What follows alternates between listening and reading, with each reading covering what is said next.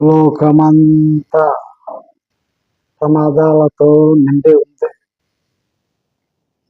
ఏ దేశాన్ని గుర్చైనా వినండి, ఈ దేశ రాష్ట్ర ఆర్థిక పరిస్థితులు చిన్నాభిన్నమైపోయినాయి.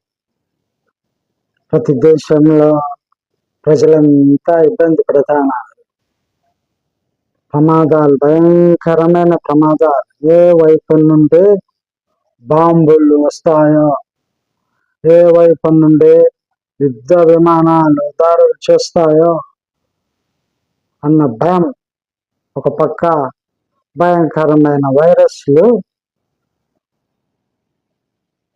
మరొక పక్క నిత్యావసర ధరలు పెరిగిపోవడం, ఇలాగా ఈ రోజుల్లో జరుగుతుంది.